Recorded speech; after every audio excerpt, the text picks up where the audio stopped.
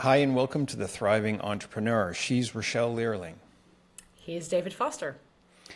Have you ever walked into a room that has two people in it and you just get the feeling like, oh, something's going on here? Or have you ever gotten a piece of mail and sort of assumed what it was and didn't really want to see it and you left it unopened for some period of time? That's really what we're talking about today. Look, entrepreneurs and founders, all they do is make decisions. Yes, sometimes they make things, sometimes they code, sometimes they build, sometimes they create. But really and truly, when you make the transition to running a company, you have to make decisions. And what is the best way to make that decision? What are the things that you consider? One side is, well, there's the hard data. Maybe that was what was in the envelope.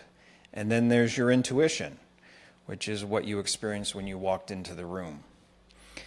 That's the thing we want to uncover today.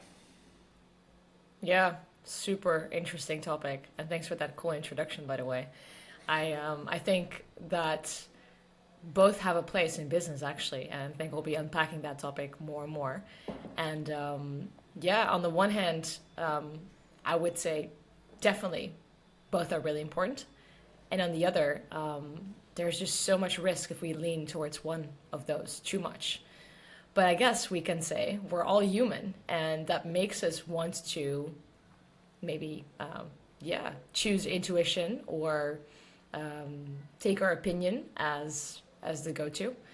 So I'm really interested in unpacking this with you today. Well, I can already tell that you and I are not going to have the same perspective on some of this because I would have said, and I probably will say, if you lean too heavily in one direction or the other, you end up in trouble. And not just one direction, like you said. And I yet, meant that actually, but yeah, okay, all yeah, right, fair enough. yeah. Joe, don't take that out. That's really important. The the assumption that we're all human, fair enough, but with the rise of AI, we have to be very careful about that, which I'm sure we'll talk about in another episode. But Definitely. let's talk about one side only. You Yes. know, the hard data side. I can only make decisions based on the facts in front of me. I think that often takes the form of, I don't know, say hiring. This person checks all these boxes on the resume. And so then, therefore, it is a good decision to hire them. Or this is the average price that is in this vertical, so we are going to charge that price or 5% below. Or you need to spend 40 hours a week at your desk to fulfill the requirements of this job. Or 20% of 20% of employees don't like that. We can deal with that, right? And I think we tend to lean too much on just the data in those decisions. Yeah. On the one hand, data is measurable, and that's obviously where it all comes from. But if we lean too heavily on it, then I guess we're becoming more attached to those metrics. Whereas in real life, you could say there's always a context to those metrics, to those data points.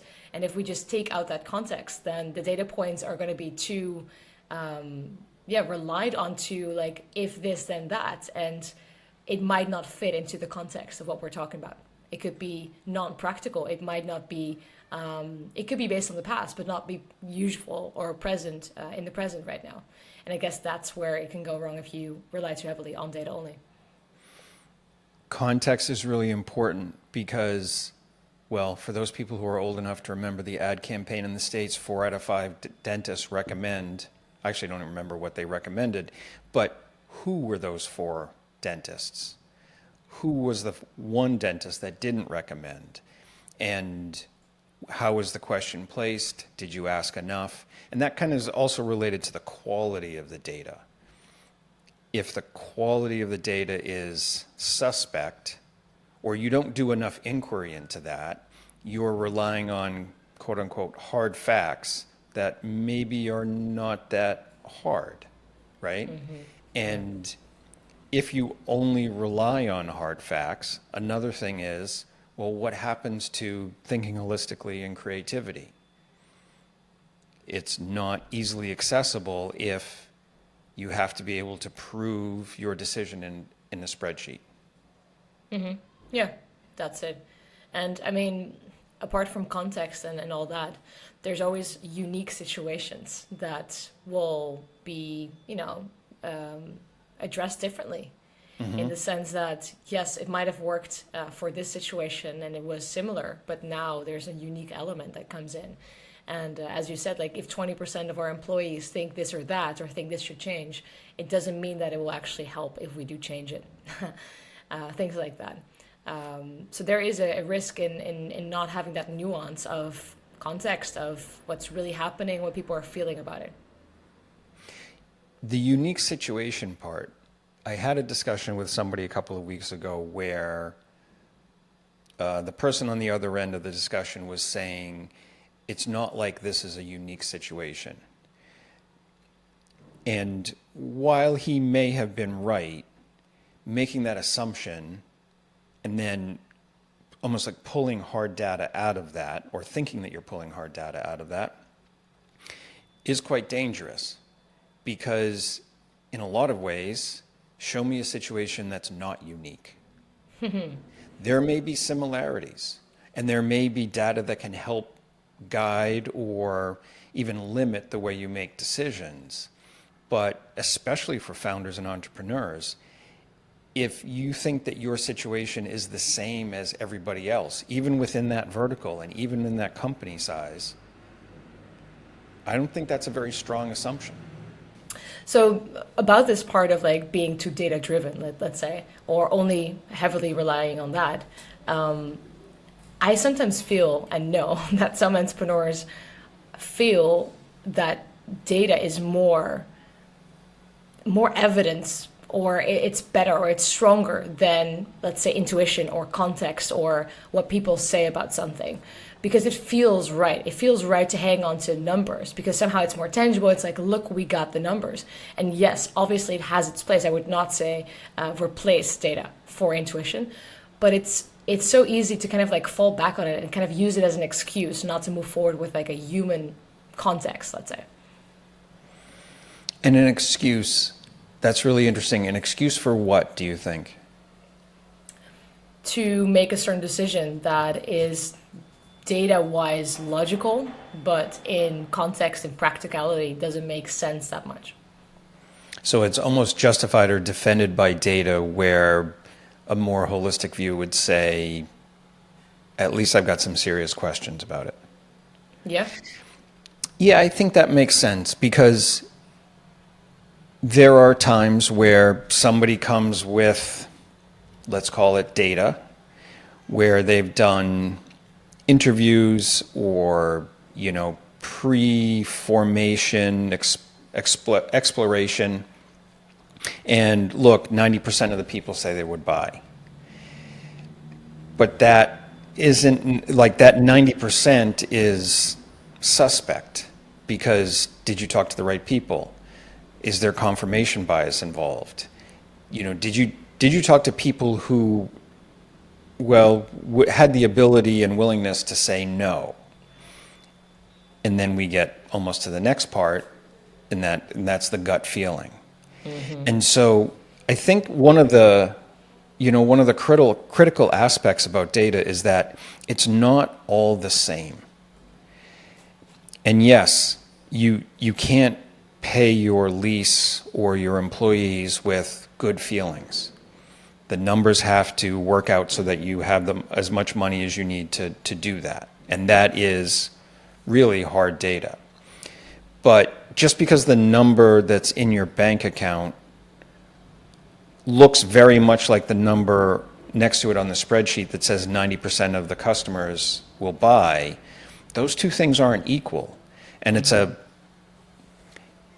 a founder's job to assess the thing that's behind that data and how good is it. And when you think about it, Warren and Charlie from Berkshire Hathaway, that's kind of their whole job, is that they look at quote unquote hard data in annual reports, and then they make all these notes on the margins to say, well, that's really, that really doesn't make sense. That really isn't that way. Or the law behind this reporting says that they don't have to have this kind of, backing or documentation. So I think that that's a little bit suspect. That's the real work, I think, in working with data to make your decisions. Yeah, so if I were to put that into my words, what you're saying is, yes, data has its place and it's based on something, right? It's based on past numbers or numbers that we have to compare to each other. But the numbers are only part of the story.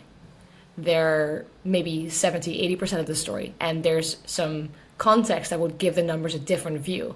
And also, what are these numbers based on? Are they legitimate, or are they based on somebody's preference to and how to show it, like the data visualization, let's say? And I guess that's where we can kind of come to the conclusion that data only doesn't work in business, but definitely has its place. So it's rather like, can we put like a grain of salt to that way of looking at it? Can we look at it from, okay, good to have these numbers, but what if we put this into context? What if it's, like good to have this starting point, but what does it actually say about the future and what decisions to make? We cannot take out the human part. That's basically what I'm trying to say. Yeah, I agree. Because in some ways, what you're saying is 100% of the people polled said that you were good looking. And then when you take apart the poll, how many people did you ask? One. Who did you ask? Well, I asked my mother. Okay. Right. How valuable is that, right? Yeah. And the other part of examining the data in order to find out how solid it is and how material it is to your decision is to compare the pieces of data. Right. So if we take our made-up example of 90% of the people polled said that they would buy this product if we built it, and then after some measure of time, no one has bought it, well, now you've got two pieces of data to compare. And how can you figure out the difference between those two things? Because in some ways, the zero who bought is not a number that's up to interpretation. You can't say, well, zero, it's really kind of like 100. It's not right. So you really have to lean towards like, well, what was it that you were trying to sell? Was that represented in the conversations? Were the conversations that you had clear enough and with the right people? I mean, there's almost unlimited questions to ask there. Yeah. And anytime I hear a founder say, I only make decisions based on the hard facts in front of me, honestly, I see that as a red flag. Because there are very, very few hard facts. And making decisions only based on one side of the coin, I think, even if you truly trust those hard facts, is a very, very chancy operation. Yeah. And just to add, it can definitely be that if you only look at facts and make decisions on facts, you're making wrong decisions here. And I guess it's just inevitable, right? Right. And so we might as well just look at the other side of the coin right now. The intuition or feeling-based decision-making process. I hired this person because they reminded me of somebody I used to have a crush on.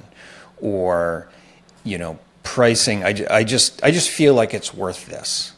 Or, so-and-so works hard enough, it doesn't matter that they're, have been absent for 3 days. Or everybody likes this and hates that. And again, you have to look at those things because these feelings or intuitions or things that pop into our brain that don't come from a spreadsheet or something like that, it's just another source of information. And you have to take that source of information and say, okay, so how does that compare to what has actually happened? If you feel like that's the right price, compare that to how many people are buying. Right. Compare that to how much money you're making. Compare that to what it costs to buy from somebody else. It's really just the same process, just almost like on the other side of the world, I think. Yeah, the other way around. I would, yeah, but what you're saying is like inject the data into that intuitive decision or feeling. Yeah. Yeah. I mean, in the end, like what I said in the beginning, we are human. And thus, I guess if we don't look too closely to numbers, we're making decisions based on intuition. I like this person, as you say, like, I think we should hire her because she reminds me of ABC. Or it feels right to go in this direction. That's not grounded in much but personal preference or subjectivity or maybe just like I feel like this today. I think we should just keep that in mind when making decisions, that if that is where we come from, then somebody in the room should ask, okay, can you give me data to back that up? I think then we're on the right track because yeah, it can be that the intuitive choice is the right choice. It just has to be, I guess, like double checked. Yeah, double checked isn't a bad way to put it, but it's almost like each side of the coin has to be double checked with the other side, if that makes sense. Yeah. And I can almost predict some listeners going all the way to the extremes. You know, Rick Rubin only does things on feel, and he's really successful. And I can't think of an investor right off the top of my head that has this kind of reputation, but this person only invests on this type of data, and that's how they make the decision. But those are the anomalies. And to make a successful decision, you need to consider both sides of the coin and almost like check them with each other. Now, sometimes if you've got data and intuition and they're largely balanced, maybe there's one piece that tips it over to the side of a decision. That's a great time to employ the, like make small decisions quickly and make corrections even quicker. But if you're walking into a room with the big sales presentation or to deliver the proposal or whatever that is, and you walk in and the room just feels like acid and tension and there's something wrong, not taking that into account is something that really affects how you're going to move forward. And I'm not arguing that if you walk in and it seems like two people are fighting, that you cancel the meeting and just walk out. You just have to consider it. And if you don't, you're missing a valuable piece of information. Because in the end, even if we were to make, let's say, data-based only decisions, then still we're working with people who have feelings and intuition Yes. and just preferences. So yeah, we can definitely do that. But in the end, yeah, if it turns out that the data says that these two should be working together or we should go in this direction, we can still have friction within a team. We can still have people pleasing going on or taking somebody above the other, and that happens even if we base decisions on data. So I guess, as you said, like double checking both sides of the coin makes sense to validate and to confirm basically what we feel or what we see in the data. And I guess just like as you said, the data itself, like it's just a shallow number without understanding what's behind it, how we got to that point, what's the measurement of this to get to that result. And if we understand that and we constantly infuse that process, I guess then we are making some really holistic decisions that are at least healthy and tested. And to sort of pile on to that, a conversation I've had a number of times involves, let's say, maybe it's not a varsity move, but it's a junior varsity move about how people make decisions. So if, Rachelle, you consistently demonstrate and say that you make all your decisions based on data, you have just given me the bat or the leverage to manipulate you. Because all I need to do is make some sort of convincing display of data, and that's going to overly influence your decision. And vice versa. If you say, I go by the seat of my pants, never look at my checking account balance, never open any envelopes, I just, however it feels, well, then I know what to do there. Right. And to be fair, an awful lot of running a business is manipulation and negotiation for good. Why would you give that up? Yeah. Yeah, well said. It's too easy to say and be cool about this and say like, yeah, I only make decisions based on data. Okay, good for you, but is it bringing you in the right direction? Like, is it helping you and your business? How is the work dynamic? How is the team doing? And again, like we can make decisions on data, but there's a human factor involved. We cannot get rid of that. So you're right about that influence. That if that's how we like to be addressed, we will be addressed that way, and we'll be looking for it. Let's say whenever Yes, it's not there. 100% looking And then for you're it. looking for something that's missing, and then you'll make up something to make it data. Yes, confirmation bias. And again, if you're a leader, if you are in management of the business that you started,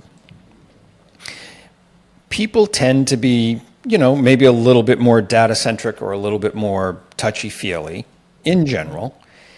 And you are talking to somebody and they say, this just feels like it's not working, this person's not happy, and it's all intuition and feeling based. That's a great time to sort of say, okay, well, what do the data say? Right. How did okay, you feel like it was a failure. How did that profit or cost compare to the other times that we tried it? Whatever the question is. And not only does that help you figure out, at least to the best of your ability, what's going on, but it helps model that behavior in your business. Look at both pieces, right? And if we talk about both pieces working together, I think that the two questions for me that I sort of ask myself in a way is, can I have intuition about data? And can I almost like quantify or turn my feelings into numbers? And that brings those two sides of the coin closer together, and I think it makes your eventual decision, even if it's a small decision, makes it better informed, I think. Yeah. Yeah, it backs it up. Like it backs up a feeling that you have. And on a different note, because you just said intuition, touchy feely. Intuition has a bad name in business. Generally speaking, it's like, oh, you think that's right and it feels good. Oh yeah, it feels good to quit, or it feels good to go in this direction, and it comes across a bit soft, a bit like shady almost. I think that's also not correct. I mean, it's definitely based on something. I mean, obviously, it's not always right to just focus on intuition and go for that, but there is a logic to it. There's a reason why we feel that tension in the air when you walk into a room where there's people in friction that are about to have an argument or are having one. There's a logic to that humanly. So we should definitely use that in business, and it doesn't have to be woo-woo or anything. It's just rather, can we use our feelings to understand where to go in business, and can we indeed back that up with data if that makes any sense? It makes a tremendous amount of sense. And like a lot of things, it can be used for good or evil, right? So I have worked with somebody who I really respect, and we were talking about a hire, and I said, what about this person? And he said, well, 100% ticks every box. Couldn't be a better candidate. All right. Are you going to hire him? Absolutely not. Why not? Because I don't trust him. And in some ways, like, if the value of his mistrust is higher than the value of the candidate's experience or education or whatever, well, he's made a good decision, right? And it's almost like each side of the coin has significant influence or almost veto power over the other, right? So I'd like to pay you $100,000 a day to work on this. Let me check the spreadsheet and see if that's a possibility. right? Yeah. And those two things have to work together. And Yeah. that's almost like, I think, and I've said this before to people, like that's your mission. To go back to the start, you're making decisions, and your mission is to determine how all this different, let's call it information, whether it comes from intuition or feeling, or whether it comes from, a number, your mission is to figure out how all that stuff works together and to not justify a weak decision with one or the other. Yeah, I think that's a really good point to end on, maybe. That Say again? whatever you, well, I think that's a really good point to end this conversation on. That either way, whether you prefer data or intuition, it should not end up being like a wrongly made decision because you felt that it was a better way to push it through. That's using either one for bad, for preference. And I guess we should be aware of the fact that data is not 100% bulletproof or waterproof, I actually have to say. And intuition also has illogical substance. So I guess we should be aware of the fact that whatever we're doing, we're taking both into account and we're injecting the one into the other when we're making a decision. So there's a weakness to only looking at one side of the coin. The ability to consider both things. I mean, really, we're talking about judgment, Yeah. but it's a practice judgment. It's an effort. It's almost a mechanical effort that if you're more emotional or more data driven, it's a mechanical effort to consider the things that you don't usually consider. And yes, make sure you're doing what you're doing for the right reason. Yeah. And don't rush the decision making. Right. Right.